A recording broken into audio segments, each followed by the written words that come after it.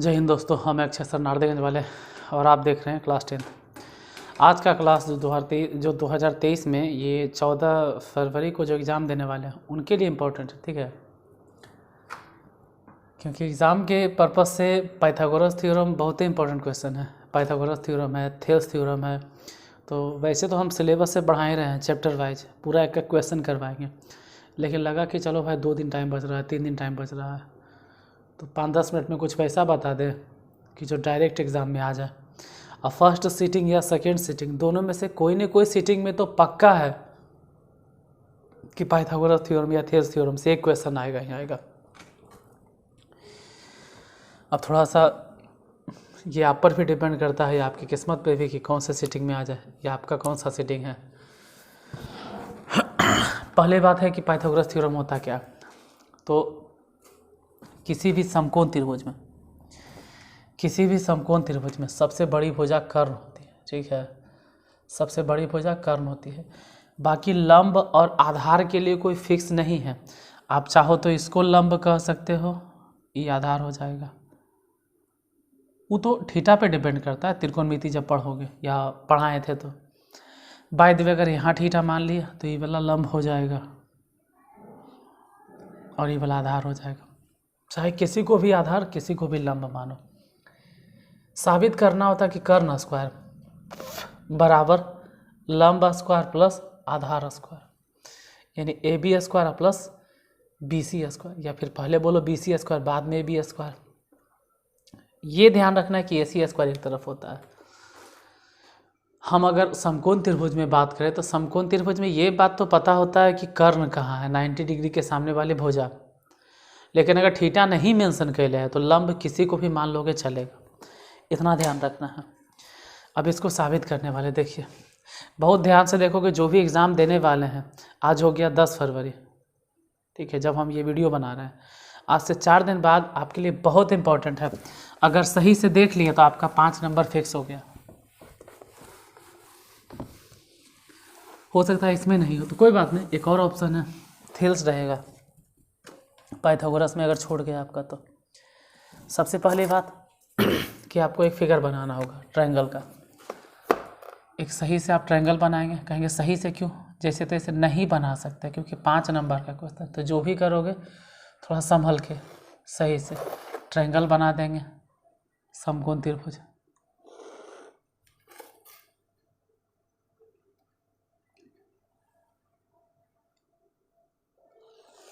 चलिए समकोण त्रिभुज बन गया। यहाँ नाम दे देंगे त्रिभुज ए बी और सी। अब यही सब चीज़ जो दिया गया है उसको लिखना पड़ेगा, ठीक है। ऐसा लिखेंगे कि दिया गया है,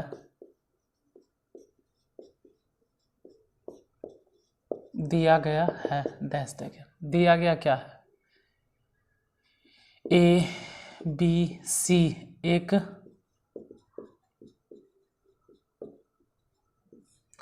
समकोण त्रिभुज है जिसमें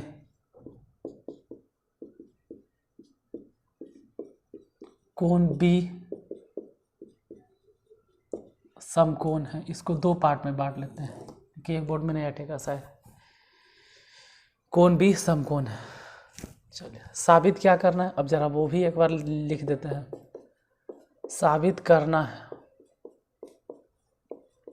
साबित करना क्या है, तो उस फिगर के हिसाब से अगर देखा जाए तो ए सी स्क्वायर बराबर A B square plus B C square, उसके हिसाब से कुछ इसमें हम अपने मन से कंस्ट्रक्ट करेंगे। रचना क्या करेंगे उसको ध्यान से देखिएगा। यहाँ पर हम कंस्ट्रक्ट करेंगे। आज कम से कम पेन का इस्तेमाल करेंगे क्योंकि आपको एग्ज़ाम में लिखना है, तो कम पेन इस्तेमाल कर रहे हैं। आपको भी एक ही पेन यूज करना है या डबल पेन ज़्यादा से ज़्यादा। देखो यहाँ से हम इसको ऐसे मिला दिए, मिला नहीं दिए, हम कहेंगे कि लंब डाल दिए हैं बी से बी डी पर। ये बात यहाँ मेंशन कर देंगे कि बी से बी डी लंब डाले। किस पर लंब डाले हैं, ए सी पर। ये 3 बातें आपको याद रखनी है। दिया गया लिख दीजिएगा। साबित क्या करना है, फिगर के हिसाब से कर्ण स्क्वायर बराबर लंब स्क्वायर प्लस आधार स्क्वायर। रचना जो हम किए लिख दिए। अब हम प्रूफ कर रहे हैं इसको, अब साबित करते हैं। ठीक है कि साबित कैसे करेंगे। अब आपको इसमें 3 गो त्रिभुज दिखाई देगा, 3 त्रिभुज दिखाई देगा। अगर थोड़ा ध्यान से देखोगे तो 3 गो ट्रायंगल दिखाई देगा। एक त्रिभुज तो ABD दिखाई दे रहा है, ये वाला इधर जो हम शैडो पोर्शन कर रहे हैं ब्लू कलर से, ABD। दूसरा एक और त्रिभुज दिखाई देगा BDC, ये वाला जो ग्रीन कलर से हम शैडो पोर्शन किए, BDC। और एक तो खैर बड़ा त्रिभुज है, ये है ABC बड़ा का। यानी 3 त्रिभुज हो गया, एक ABC और 2 छोटा छोटा। तो ABC के साथ एक बार छोटका त्रिभुज इसका कंपैरिजन करेंगे और ABC के साथ एक में ई वाला कंपैरिजन करेंगे, DBC, दोनों के साथ लिखते हैं। पहले हम लिखते हैं त्रिभुज ABC तथा त्रिभुज ADB में इन दोनों को पहले समरूप साबित करना है। समरूप कैसे होगा? तो ABC में B 90 डिग्री है, एंगल B जो है वो 90 डिग्री है। उसी तरह से ADB में ये जो एंगल D है वो 90 डिग्री है। D ये कह सकते हैं कि समकोण है। ठीक है, समकोण है। अगला एंगल ABC की बात करें चाहे ADB की बात करें, ये तो कोण दोनों में आ रहा है। जैसे बड़ा त्रिभुज ABC में ई वाला आ गया, ADB में भी वाला आ गया, तो वो तो खैर आ ही गया। एंगल A ऐसे लिख सकते हो BAC, और अगर नहीं भी लिखेंगे तो कम से कम लिख देना ना कि कोण A, BAC लिखने से क्या होता है ना कि बीच वाला एंगल आप उठाए हैं A, और कौन से ट्रायंगल से उठा रहे हैं? BAC से, बराबर। फिर लिखेंगे BAD। अगर सिर्फ A और A लिखते तब भी काम चल जाता। BAD लिखने का मतलब है कि BAD मतलब जो ट्रायंगल बना B है, A है और D है, फिर B है, A है, C है। BAC इसका मतलब है कि A जो लिए हैं वो BAC से उठाया है। BAD का मतलब है जो A लिए हैं वो BAD से उठाया है, मतलब इस त्रिभुज से इस त्रिभुज से उठा लिया। दूसरा एंगल BB। अब किसी भी त्रिभुज में कंपैरिजन करो, 2 गो ट्रायंगल है, 2 गो ट्रायंगल है, ये 90 डिग्री है, ये 90 डिग्री है, ये वाला 60 डिग्री है, ये वाला 60 डिग्री है। मान लेते हैं कि 30 डिग्री है, चलो तो 90 या 30 120, 90 या 30 120, तो थर्ड एंगल ऑटोमेटिक है, जहाँ भी 60 होगा और यहाँ भी क्या होगा 60। मतलब अगर 2 त्रिभुज में 2 कोण बराबर हो गया तो तीसरा तो बराबर होना ही होना है। जो बचा हुआ इसमें जैसे ABC में B हो गया और A हो गया, ADB में D हो गया और A हो गया, तो बाकी जो बच गया वो माथा पेची नहीं करना, वो बराबर होगा ही होगा। यानी अब हम ये लिखेंगे कि त्रिभुज ABC समरूप है। समरूप को इस तरह से शो कर दीजिए, पक्षी जैसे समरूप है ADB के।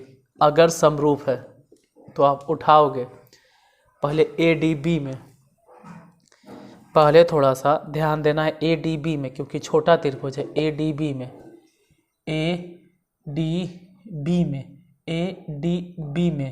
ADB में बार बार करें, ADB में त्रिभुज ऐसे स्टार्ट हुआ D से चला B तक, इस त्रिभुज की बात कर रहे हैं। इस त्रिभुज में एक चीज़ याद रखना है कि जो देख रहे हो ना कि B से लेके हम BD तक जो लंब डाले हैं, इसका कोई खास इम्पोर्टेंस नहीं है, इसको कहीं शामिल नहीं करना है।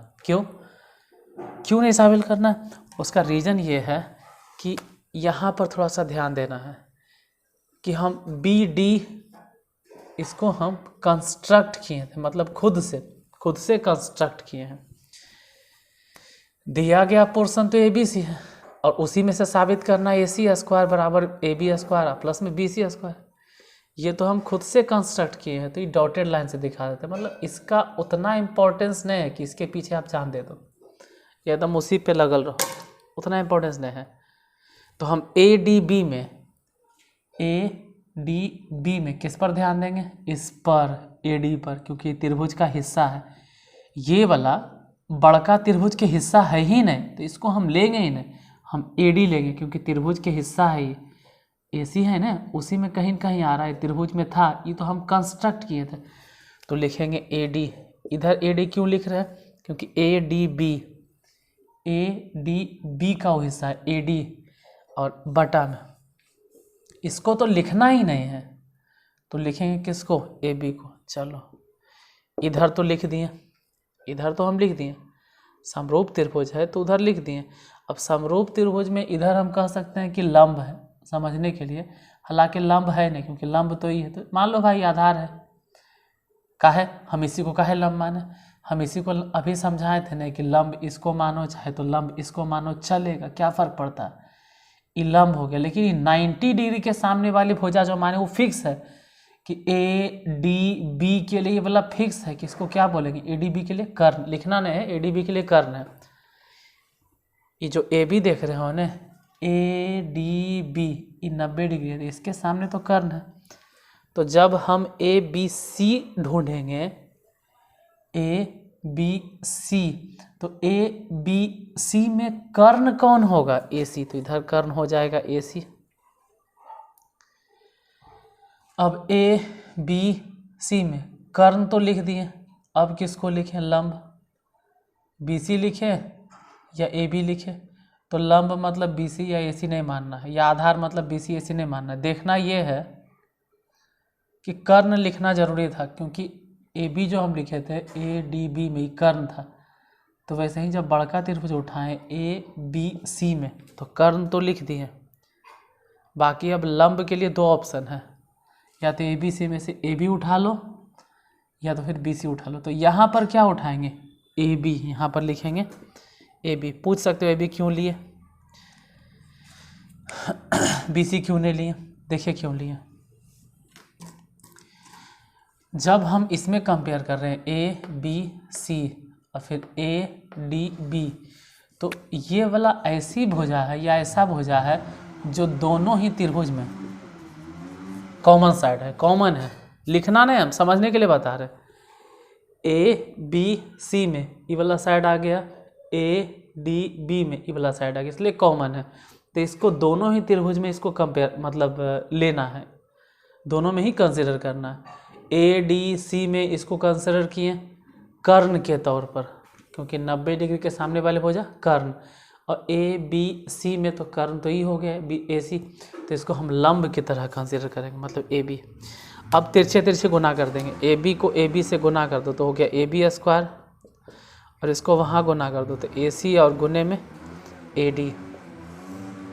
इसको इक्वेशन फर्स्ट मानकर छोड़ दो, एक बार देखना पड़ेगा कि नीचे दिखाई दे रहा है या नहीं दे रहा, यहाँ तक तो दिख रहा।